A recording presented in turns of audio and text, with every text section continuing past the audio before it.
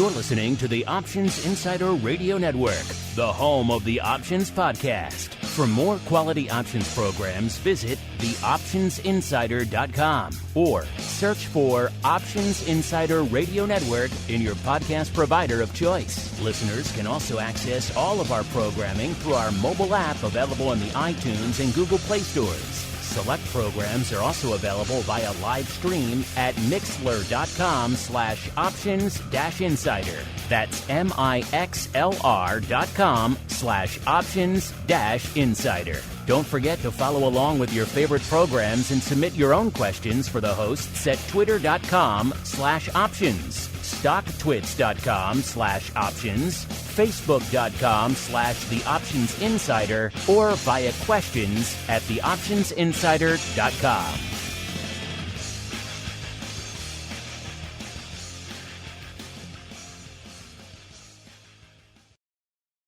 This is the Options Industry Council's Wide World of Options. Before we start today's show, listeners should know that options involve risk and are not suitable for all investors. Individuals should not enter into an options transaction until they have read and understood the disclosure document, characteristics and risks of standardized options, available by visiting the OCC.com or by contacting your broker, any exchange on which options are traded, or the Options Clearing Corporation at 125 South Franklin Street, number 1200, Chicago, Illinois, 60606. The Options Industry Council is an industry resource provided by the Options Clearing Corporation, collectively OCC. Any strategies discussed are strictly for illustrative and educational purposes only and are not to be construed as an endorsement or solicitation to buy or sell securities. Commissions, fees, margins, interest, and taxes have not been included in any of the examples used in this show. These costs impact the outcome of all stock and options transactions. Consult your tax advisor about any potential consequences. OIC was created in 1992 to educate investors and their financial advisors about the benefits and risks of exchange-traded equity options, and the Wide World of Options radio show is one of several resources investors can utilize to learn more about options. Other resources OIC offers include webinars, articles, and self-guided options-related coursework.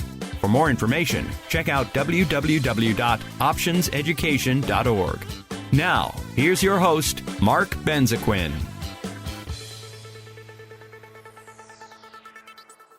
Hello, everyone, and welcome to another episode of OIC's Wide World of Options. My name is Mark Benzaquen, and joining me once again in the studio today is my colleague Ken Keating, a 25-year options veteran with roles ranging from market maker, risk manager, and portfolio manager, amongst others, and now a fellow options instructor here at OIC. Ken, welcome back. Mark, thanks for having me. I'm happy to be here again. So, Ken, as you know, one of our favorite topics to discuss here at OIC is volatility, as it's the fuel that powers the markets. But sadly, it's also one of the least understood concepts, especially when it comes to those new to options.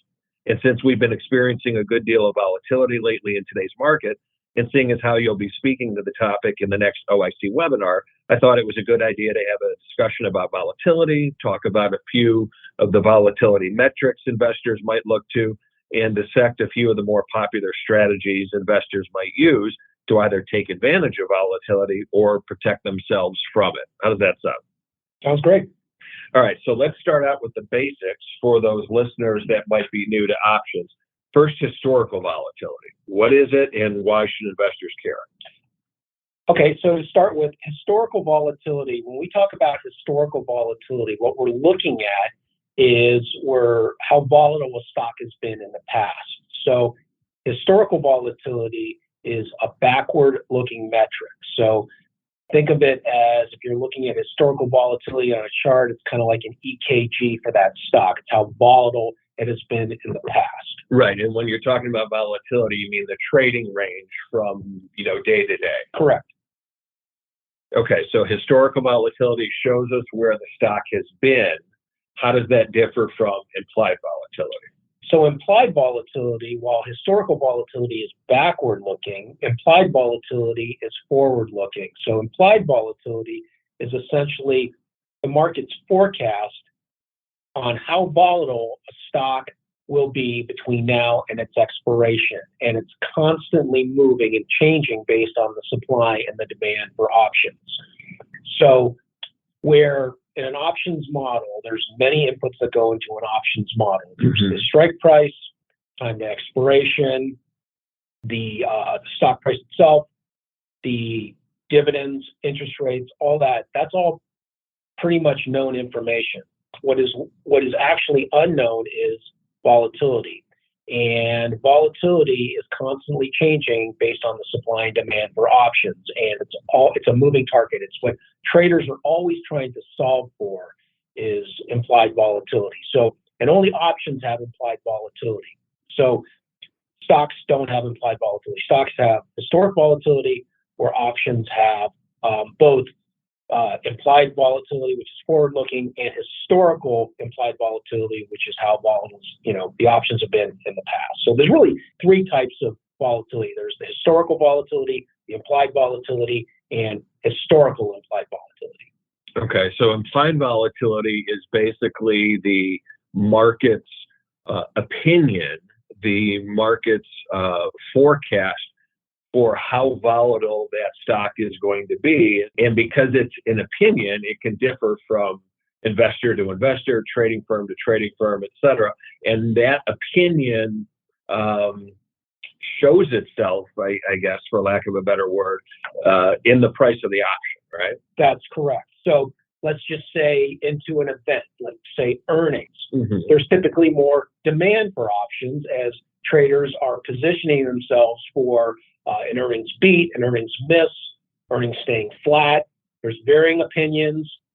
And because of the supply and demand for options, if traders think that that particular security will make a greater move than what the market is implying, they'll bid up those options to a higher degree, which will increase the implied volatility. So when traders talk about implied volatility, all they're really talking about is the level of options prices. So when implied volatility is low, you can infer that option prices are low and somewhat inexpensive. And when implied volatility is elevated, you can infer that option prices are high and expensive. And when you're talking inexpensive versus expensive, you're not talking about a $1 option premium versus a $10 option premium. You're talking about the option premium as it relates to the implied volatility. Correct.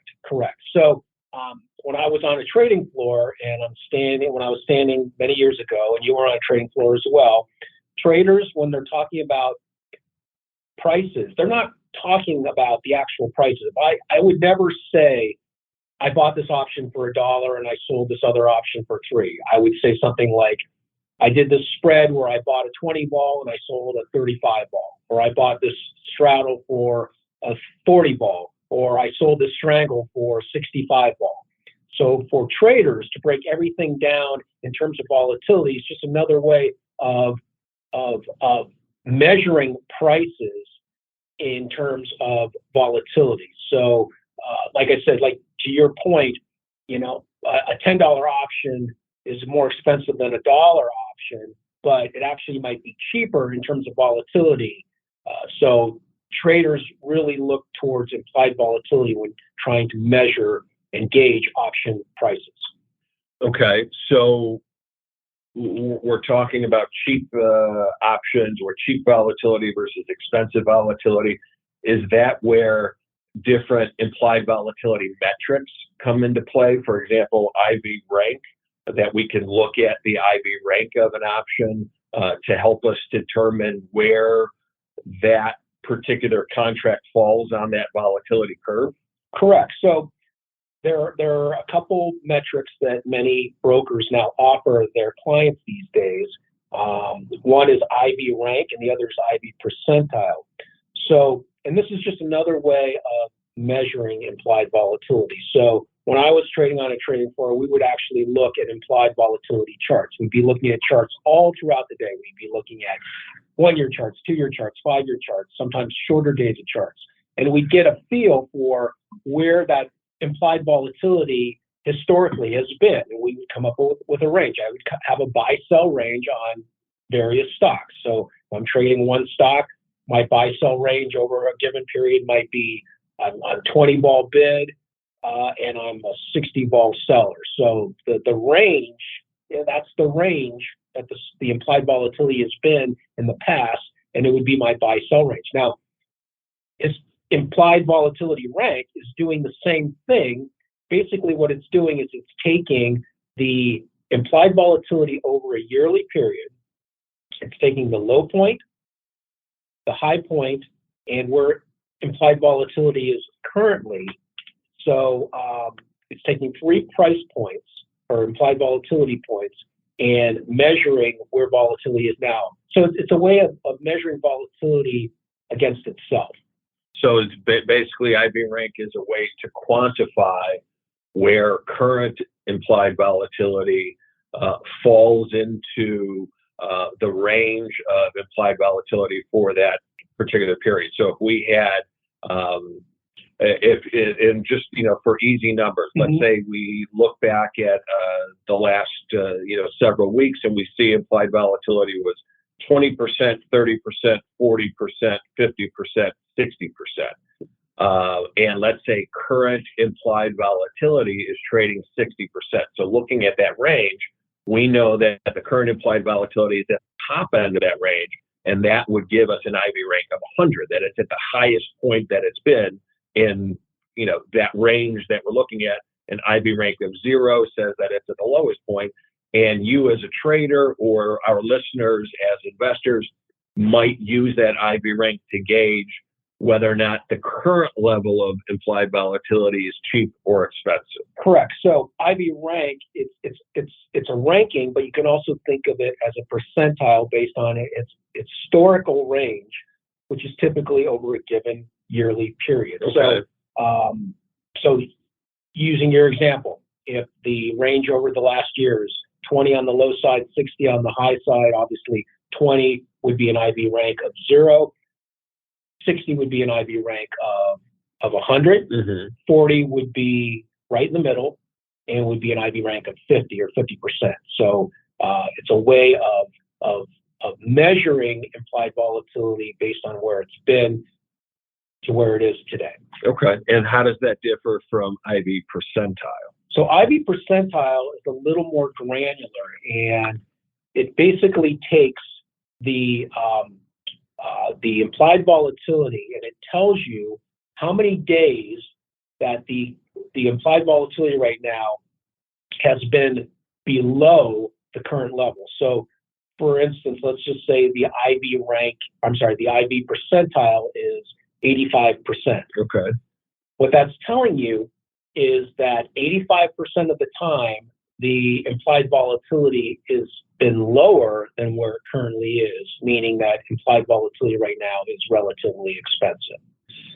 So one way that, so let's just say going back to IB rank, let's say our IB, our range is 20 on the low side, 60 on the high side. Right now, implied volatility is at 40%. So it's a 50% IB rank. 50% IB rank. And let's just say tomorrow, all of a sudden, IB implied volatility spikes to 100, and then it drops back down to 40. Okay. So now the new range is going to be 20 on the low side, 100 on the high side. Okay, so that's going to change the IB rank. But the percentile is probably going to be something like 99 because it dropped back down to 40. So that 1 day spike is going to change the IB rank, but the IB percentile will give you a little more granular level of where the current implied volatility is based on rather than that 1 day spike. It'll take that into account, and it gives you just a better overview of where current volatility is. Kind of smooths out the spikes and the bumps, whereas IB rank wouldn't. Right. So you might have an IB rank that is, let's just say, 35%. So it's at the lower end of its historical range. But if the IB percentile is, say, 80%, okay, that would tell you that 80% of the time, implied volatility has been lower than where it currently is. Right. So even though the rank is telling you that the implied volatility is somewhat cheap, in reality, it actually might be somewhat expensive. So you really want to use these two metrics together to come up with an idea of where implied volatility has been, and then you can better gauge what kind of strategies you want to employ based on where current implied volatility really is. Right. Plus, it helps us differentiate. If you're looking at two different stocks, and let's say you're looking at the at-the-money call on both, maybe they're similarly priced in terms of option premium. We can use maybe IV rank and percentile to differentiate which option is theoretically less expensive. And again, not from a pricing point, but from an applied volatility standpoint, which one is maybe less expensive than the other, or vice versa, because that might help us make a decision as to which one we should buy or which one we should sell. Correct. So, typically, just like stocks, you want to buy low, sell high. Right. Same with implied volatility. You typically want to buy implied volatility when it's low, and you want to sell implied volatility when it's high, because Gotcha. volatility is somewhat mean reverting, meaning that over time, when implied volatility is high, it tends to drift lower, and when implied volatility is low, it'll tend to drift higher. Now, that's over a long period of time. Now, implied volatility can stay relatively high for long periods of time, just like we witnessed earlier this year. And implied volatility can stay unusually low for long periods of time. But over time, it's somewhat mean reverting. So that's why the idea that traders will typically want to buy low implied volatility and sell high implied volatility, over time, that generally works out. Okay. All right. So let's transition to our last topic, strategies, implied volatility strategies.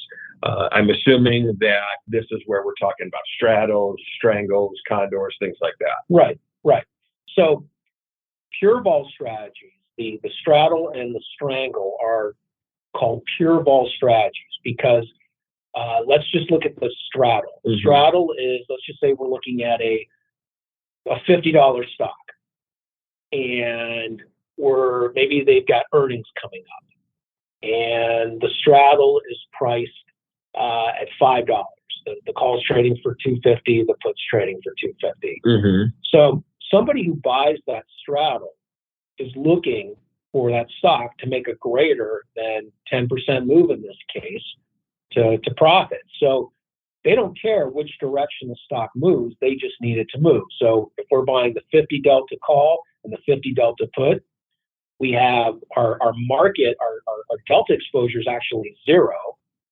In other words, we don't care which direction the stock moves. We just want it to move. We want it to go up big or down big. Right. Your long deltas from the call, short deltas from the put. Right. So you're flat in that respect. So all that you need is that stock to move in one direction or the other. Right. But big enough to cover that $5 premium. It's a delta neutral strategy, and it's binary in the sense that, and it's a pure vol strategy because we just need that stock to move. We don't care which direction. We just want it to move. Okay. And that's where the volatility comes into play, because when earnings are released, for example, maybe we get a volatility crush, prices come down, so that put is going to gain in value, or maybe the company beats estimates and call prices, raise. The idea is that we don't care which direction the market moves as long as it moves big enough to cover the premium that we paid for that straddle. And the strangle is similar, right? It's the cousin to the straddle in the sense that you're still looking for the same net effect, a big move up or down, but now with the strangle, because now you're using out of the money options as opposed to the straddle, which was at the money.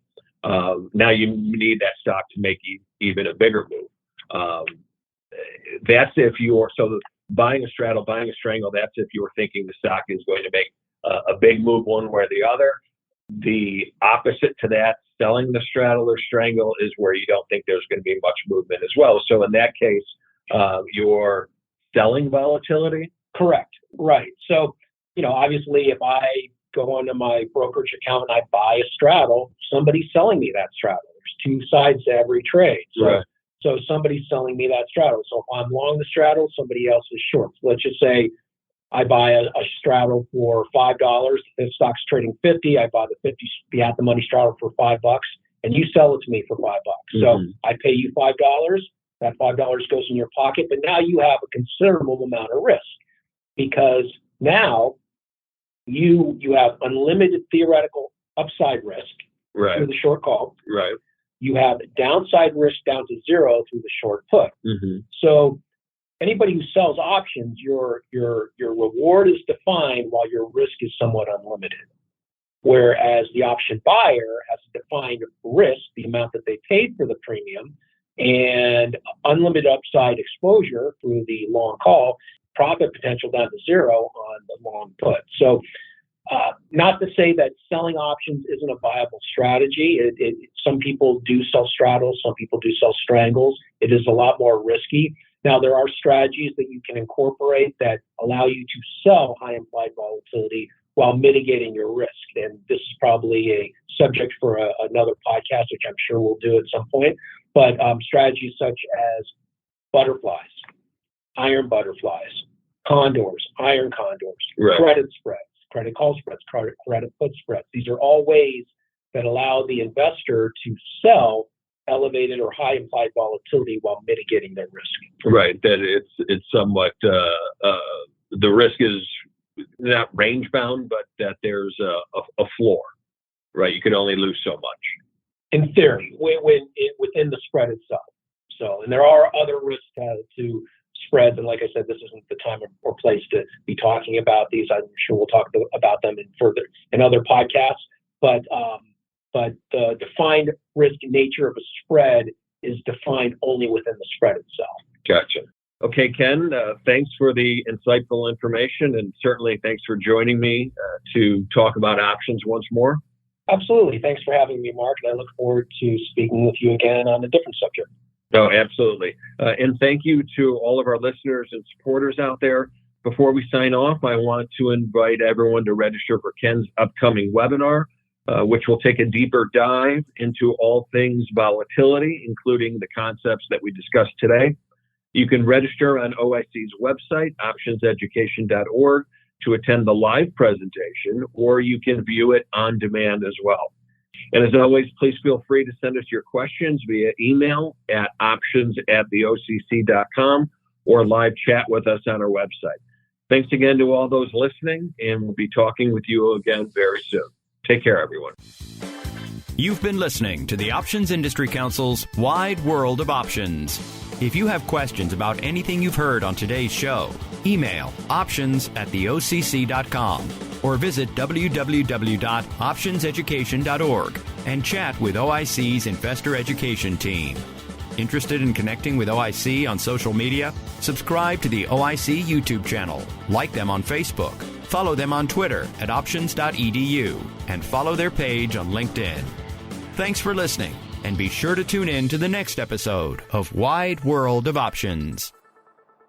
You're listening to the Options Insider Radio Network, the home of the Options Podcast. For more quality options programs, visit theoptionsinsider.com or search for Options Insider Radio Network in your podcast provider of choice. Listeners can also access all of our programming through our mobile app available in the iTunes and Google Play stores. Select programs are also available via live stream at mixlr.com/options-insider. That's mixlr.com/options-insider. Don't forget to follow along with your favorite programs and submit your own questions for the hosts at twitter.com/options, stocktwits.com/options, facebook.com/theoptionsinsider, or via questions@theoptionsinsider.com.